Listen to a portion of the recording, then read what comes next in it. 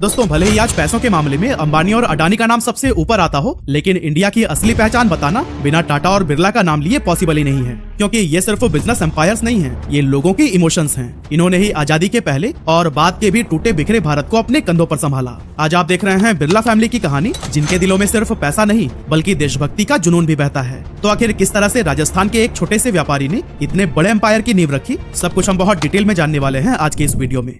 तो दोस्तों बिरला ग्रुप की इस कहानी की शुरुआत होती है सेठ शोभाराम से, जो कि राजस्थान के पिलानी में एक छोटे से व्यापारी थे और सिर्फ उतना ही कमा पाते थे जिसमें उनके परिवार का गुजारा हो सके। 1840 में इनके बेटे ने जन्म लिया, जिसका नाम रखा गया शिवनारायण बिरला।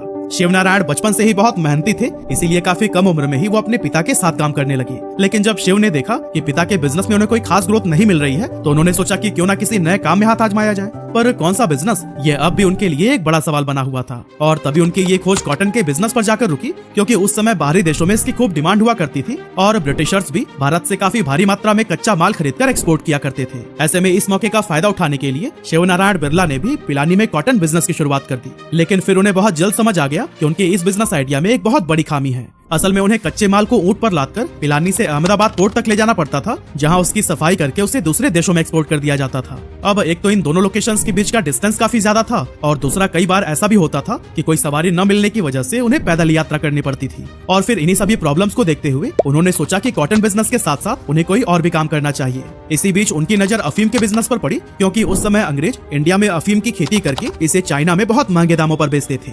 अब शिवनारायण बिरला ने अफीम का व्यापार करने का तो मन बना लिया, लेकिन उन्हें रियलाइज हुआ कि अगर वो ब्रिटिशर्स को इसे बेचते हैं तो फिर ज्यादा प्रॉफिट नहीं कमा पाएंगे।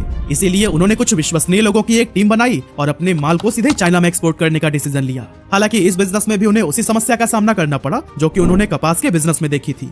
असल में उनके आसपास कोई पोर्ट नहीं था, जिसकी वजह से अफीम की सप्लाई के लिए उन्हें बार बार मुंबई जाना पड़ता था, और यह लॉन्ग जर्नी उनके प्रॉफिट मार्जिन को काफी कम कर देती थी। इस प्रॉब्लम को सॉल्व करने के लिए साल 1863 में शिवनारायण ने अपने पूरे बिजनेस को बॉम्बे में शिफ्ट करने का फैसला किया, और फिर जैसा उम्मीद था, यहाँ शिफ्ट होने के बाद से उनके व्यापार ने तेजी पकड़ ली और शिवनारायण ने खूब प्रॉफिट कमाया। इसके कुछ समय बाद उन्होंने बॉम्बे के अंदर ही एक कॉटन ट्रेडिंग हाउस की शुरुआत की, जिसका नाम रखा गया शिवनारायण बलदेव दास ट्रेडिंग हाउस। अब दोस्तों शिवनारायण का तो आपको समझ आ रहा होगा, लेकिन ये बलदेव दास कौन थे? असल में बलदेव दास शिवनारायण के गोद लिए हुए बेटे थे, जिन्हें उन्होंने अपने वारिस के रूप में अपनाया था। और फिर जब शिवनारायण खुद बूढ़े हो गए, तब 1880 के शुरुआत में उन्होंने अपना सारा बिजनेस बलदेव दास को सौंप दिया। और फिर उन्होंने भी अपनी रिस्पॉन्सिबिलिटीज को काफी अच्छे से निभाते हुए 1887 में एक और ट्रेडिंग हाउस की शुरुआत की, जिसका नाम रखा गया था बलदेव दास जुगल किशोर। और दोस्तों यही ट्रेडिंग हाउस बिरला फैमिली के बिजनेस एम्पायर का फाउंडेशन बना। और फिर बलदेव दास को उनके बिजनेस और सोशल कॉन्ट्रीब्यूशंस के लिए साल 1917 में अंग्रेजों के द्वारा राय बहादुर अवार्ड दिया गया। बेसिकली राय बहादुर एक ऐसा टाइटल था जो ब्रिटिश गवर्नमेंट उन इंडियंस को देते थे जो सोसाइटी के वेलफेयर में मेजर कंट्रीब्यूशन कर रहे थे, स्पेशली हिंदू कम्युनिटी से। इसके अलावा मुस्लिम और पारसी कम्युनिटी के लिए सेम ऑनर जो दिया जाता था, उसका नाम होता था खान बहादुर। दोस्तों अब तक बलदेव दास भी बूढ़े हो चुके थे, इसीलिए 1920 में उन्होंने अपना सारा बिजनेस अपने 4 बेटों में बांट दिया और खुद बनारस जाकर आगे की लाइफ धार्मिक कामों में बिताने लगे। इस दौरान उन्होंने कई सारे धर्मशालाओं और मंदिरों का निर्माण कराया, साथ ही बहुत सारे सामाजिक काम भी किए। और फिर इन्हीं सभी कॉन्ट्रीब्यूशंस को देखते हुए साल 1925 में बिहार और उड़ीसा सरकार ने उन्हें राजा का खिताब दिया, जिसके चलते उन्हें राजा बलदेव दास बिरला के नाम से भी जाना जाता है। अब जैसा कि मैंने आपको बताया कि बलदेव दास के 4 बेटे थे, जुगल किशोर बिरला, रामेश्वर दास बिरला, घनश्याम दास बिरला और ब्रिजमोहन बिरला। लेकिन दोस्तों यहाँ पर मैं एक छोटा सा आपको डिस्क्लेमर देना चाहूंगा कि अब तक के फैमिली ट्री में सब कुछ काफी स्ट्रेट फॉरवर्ड था। जैसे कि शिवनारायण जी ने बलदेव दास जी को गोद लिया और फिर बलदेव दास जी के 4 बेटे हुए। लेकिन अब से अगर हम हर एक बेटे बेटी और उनकी जनरेशन को समझाने लगेंगे ना, तो फिर चीजें काफी कॉम्प्लिकेटेड हो जाएंगी। इसीलिए आगे हम सिर्फ उन लोगों की बात करेंगे जिन्होंने बिरला ग्रुप को सक्सेसफुली आगे बढ़ाने में मेजर रोल प्ले किया है।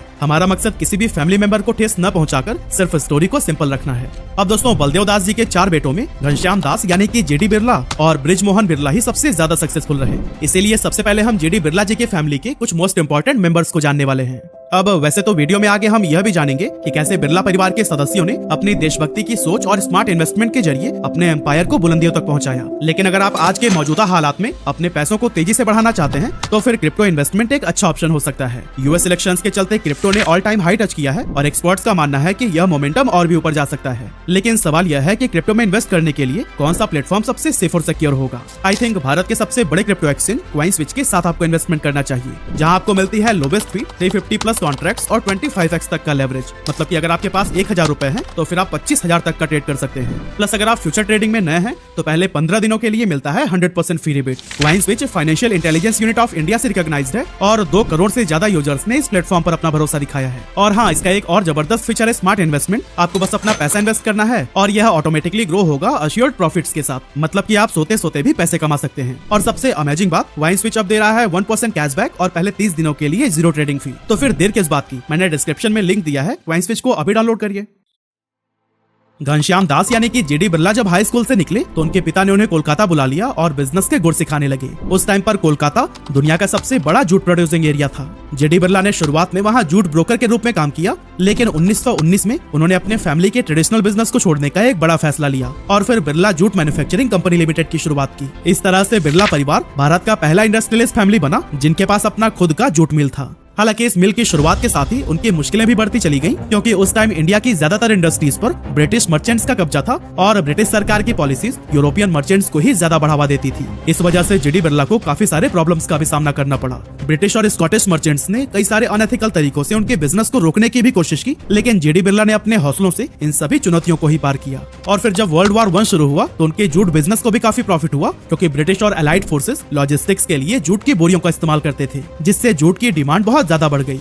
1924 में जेडी बिरला ने हिंदुस्तान टाइम्स अखबार की शुरुआत की ताकि इंडिपेंडेंस स्ट्रगल के टाइम भारतीय लोगों की आवाज को मजबूती से उठाई जा सके। 1926 में जेडी बिरला ब्रिटिश इंडिया की केंद्रीय विधानसभा के सदस्य चुने गए, जहां उन्होंने भारतीयों के हितों को मजबूती से पेश किया। इसके अलावा 1932 में महात्मा गांधी के साथ मिलकर उन्होंने हरिजन सेवक संघ की स्थापना की, जो कि उस टाइम का एक बहुत ही इंपॉर्टेंट सोशल इनिशिएटिव था। इस संघ के फाउंडिंग प्रेसिडेंट के रूप में जेडी बिरला ने समाज के कमजोर वर्गों के लिए काफी सारा काम किया। इसके बाद आया साल 1942, जब जेडी बिरला ने हिंदुस्तान मोटर्स की नींव रखी। जी हाँ, वही हिंदुस्तान मोटर्स जिसकी एम्बेसडर कार ने कई डेकेड्स तक भारत के सड़कों पर राज किया।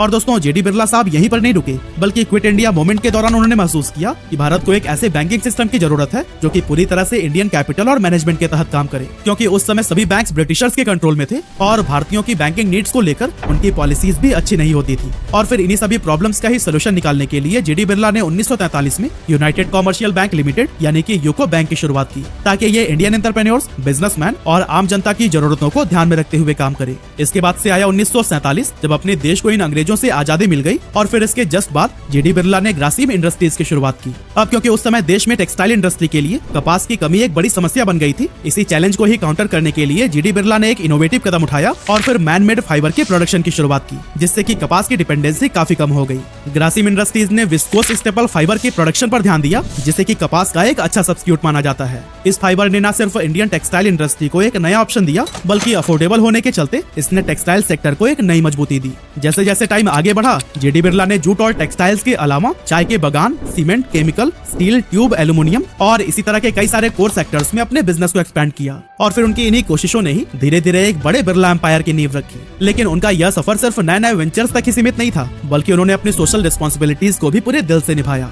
उन्होंने कई इंस्टीट्यूशंस को एस्टेब्लिश किया और कई सारे नए इनिशिएटिव स्टार्ट किए। फॉर एग्जांपल, राजस्थान में जेडी बिरला ने एक प्राइमरी स्कूल की शुरुआत की, जो कि आगे चलकर बिरला एजुकेशन ट्रस्ट का हिस्सा बना। इसके अलावा उन्होंने बिरला विश्वकर्मा महाविद्यालय और Birla institute of technology and science की स्थापना की। तो वहीं अलीगढ़ मुस्लिम यूनिवर्सिटी और बनारस हिंदू यूनिवर्सिटी यानी कि BHU को फंडिंग भी दिया।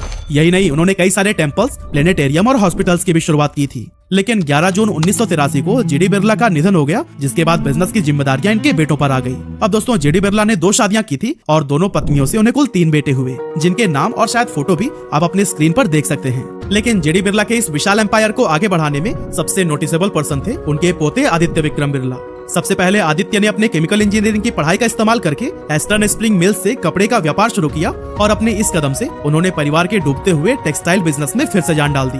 अब दोस्तों, जब ग्लोबलाइजेशन का सोच भारत में बिल्कुल नया था, उस समय इन्होंने इंटरनेशनल मार्केट में एंटर किया था और अपने इंडियन बिजनेस को ग्लोबल लेवल पर पहचान दिलाई। और दोस्तों, आदित्य विक्रम बिरला के लीडरशिप में बिरला ग्रुप ने सीमेंट, एल्यूमिनियम, टेक्सटाइल और टेलीकॉम जैसे कई सारे सेक्टर्स में रिमार्केबल ग्रोथ हासिल की। यही वजह है कि आदित्य विक्रम बिरला का नाम देश के सबसे बड़े इंडस्ट्रियलिस्ट में लिया जाता है। लेकिन दुर्भाग्य से 1995 में जब आदित्य विक्रम बिरला सिर्फ 52 साल के थे, तब कैंसर की वजह से उनका निधन हो गया, जिसके बाद सारे कारोबार की जिम्मेदारी उनके बेटे कुमार मंगलम बिरला के कंधों पर आ गई। कुमार मंगलम बिरला उस समय सिर्फ 28 साल के थे, लेकिन फिर भी उन्होंने इस विशाल बिजनेस एम्पायर को बहुत ही समझदारी से चलाया। कुमार मंगलम बिरला ने आदित्य बिरला ग्रुप के लिए 40 से भी ज्यादा सफल एक्विजिशंस किए हैं, जो कि किसी भी इंडियन मल्टीनेशनल कंपनी के द्वारा किए गए एक्विजिशंस में सबसे ज्यादा है। आज आदित्य बिरला ग्रुप 36 देशों में कारोबार कर रहा है और इनके रेवेन्यू का 50% से भी ज्यादा ओवरसीज ऑपरेशन से आता है। इस ग्रुप ने अपनी प्रेजेंस को कई सारे सेक्टर्स में स्टैब्लिश किया है, जैसे कि mining, textile, financial services, telecommunication, FMCG, chemicals, carbon black, pharmaceutical, real estate और construction. Aditya Birla fashion and retail के अंडर कई सारे पॉपुलर ब्रांड्स जैसे कि Louis Philippe, Van Heusen, Allen Solly, Reebok और पीटर इंग्लैंड आते हैं, जो कि इंडियन के साथ साथ इंटरनेशनल कंज्यूमर्स के बीच भी बेहद पसंद किए जाते हैं। कुमार मंगलम बिरला के 3 बच्चे हैं, अनन्या बिरला, आर्यमन बिरला और अद्वतेशा बिरला। उनकी एक बेटी अनन्या बिरला ने सिर्फ 17 साल की उम्र में स्वतंत्र माइक्रोफिन प्राइवेट लिमिटेड नाम की एक ऑर्गेनाइजेशन की शुरुआत की थी, जो कि गांव देहातों में रहने वाली कामकाजी महिलाओं को अपना बिजनेस शुरू करने के लिए बहुत ही लो इंटरेस्ट रेट पर छोटे छोटे लोन्स प्रोवाइड करता है। और इस स्टार्टअप को कई सारे अवार्ड्स भी मिल चुके हैं। एंटरप्रेन्योर के अलावा अनन्या बिरला एक सिंगर और सॉन्ग राइटर भी है और इनके कई सारे सॉन्ग्स भी काफी पॉपुलर हैं। लेकिन चलिए दोस्तों, अब हम बात करते हैं कुमार मंगलम के बेटे आर्यमन बिरला की, जो कि बिजनेसमैन होने के साथ साथ इंडियन क्रिकेटर भी हैं। साल 2023 में आर्यमन को Aditya Birla fashion and retail का डायरेक्टर बनाया गया। इसके अलावा ये Grasim industries, Aditya Birla management corporation limited और आदित्य बिरला ग्रुप में भी डायरेक्टर का पोजीशन होल्ड करते हैं। अब दोस्तों, यह तो बात हुई घनश्याम दास बिरला यानी कि GD बिरला के फैमिली ट्री की, लेकिन चलिए अब हम बात करते हैं बृजमोहन बिरला जी के वंश की, जो कि आज के टाइम पर CK बिरला ग्रुप के नाम से बिजनेस करता है। बृजमोहन बिरला बेसिकली शुरू में अपने भाई जुगल किशोर के साथ मिलकर मिर्च मसाले, चीनी और इंश्योरेंस का बिजनेस करते थे, लेकिन जुगल किशोर का कोई बेटा नहीं था, इसीलिए कुछ साल काम करने के बाद उन्होंने अपना बिजनेस बृजमोहन को ही सौंप दिया। बृजमोहन अपने समय से काफी आगे की सोच रखने वाले इंसान थे। उनके लिए व्यापार का पर्पस सिर्फ मुनाफा कमाना नहीं, बल्कि समाज को एम्पावर करना और नई पीढ़ी को एक बेहतर फ्यूचर देना था। इसी सोच के साथ ही उन्होंने एजुकेशन को अपनी लेगेसी का एक इम्पोर्टेंट हिस्सा बना लिया। उन्होंने अपने बेटे गंगा प्रसाद बिरला को बिजनेस में उतारने की बजाय उनकी पढ़ाई पर जोर देने का फैसला लिया और यही वजह था कि गंगा प्रसाद बिरला परिवार के सबसे पहले ग्रेजुएट बने। अब दोस्तों, बृजमोहन चाहते थे कि शिक्षा सिर्फ कुछ गिने चुने परिवार तक सीमित न रहकर समाज के हर तबके तक पहुंचे। इसीलिए उन्होंने बिरला इंस्टीट्यूट ऑफ टेक्नोलॉजी यानी कि BIT मेसरा की स्थापना की। साथ ही उन्होंने कोलकाता में modern high school for girls और रानी बिरला गर्ल्स कॉलेज का भी निर्माण कराया, ताकि लड़कियों को भी शिक्षा का एक बराबर अवसर मिल सके। यह उस समय की एक बहुत बड़ी पहल थी, क्योंकि उस टाइम में लड़कियों की पढ़ाई लिखाई को अक्सर नजरअंदाज कर दिया जाता था। 1946 में बृजमोहन ने अपने बिजनेस को एक्सपैंड करने के लिए NBC बेयरिंग्स की भी नींव रखी, ताकि हाई क्वालिटी बेयरिंग्स का भी प्रोडक्शन किया जा सके। इसके अलावा इन्होंने चेन्नई के BM बिरला प्लेनेटेरियम, हैदराबाद के BM बिरला साइंस म्यूजियम और जयपुर के BM Birla science and technology centre को बनाने में भी अपना महत्वपूर्ण योगदान दिया। बृजमोहन के बाद से उनके बेटे गंगा प्रसाद बिरला ने भी पिता की तरह ही बिजनेस, एजुकेशन और हेल्थ केयर हर एक एरिया में इंपॉर्टेंट काम किए। उन्होंने Hyderabad industries limited, Calcutta medical research institute और BM Birla heart research institute जैसे कई सारे इंस्टीट्यूशंस की शुरुआत की। साथ ही हैदराबाद, जयपुर और भोपाल में भी कई सारी मंदिरों का निर्माण करवाया। हालांकि गंगा प्रसाद बिरला ने 1981 में अपने दूसरे हार्ट अटैक के बाद से धीरे धीरे बिजनेस की जिम्मेदारियां अपने बेटे चंद्रकांत बिरला को सौंप दी, लेकिन उनका कमिटमेंट इतना जबरदस्त था कि जब तक पॉसिबल हुआ वो ऑफिस आते रहे और अपने बिजनेस और लेगेसी को काफी करीब से देखते रहे। और फिर आगे उनके बेटे चंद्रकांत बिरला ने भी अपने परिवार के बिजनेस को नई दिशा देने के लिए अपनी पूरी ताकत झोंक दी।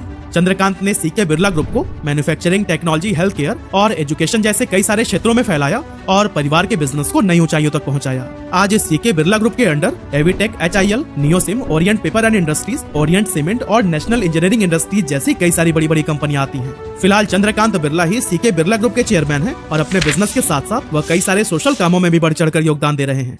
अब दोस्तों, GD बिरला, बृजमोहन बिरला और जुगल किशोर बिरला के वंश के बारे में तो हम जान चुके हैं। रह गए रामेश्वर दास बिरला, तो फिर उनके वंश से आज के टाइम पर आते हैं यशोवर्धन बिरला, जो कि द यश बिरला ग्रुप के मालिक हैं। और दोस्तों, द यश बिरला ग्रुप के अंदर जो कंपनीज आती हैं, उनके नाम आप अपनी स्क्रीन पर देख सकते हैं। तो दोस्तों, इस तरह से बिरला परिवार की हर एक पीढ़ी ने अपनी मेहनत और डेडिकेशन से बिरला ग्रुप को आज इस लेवल तक पहुंचाया है।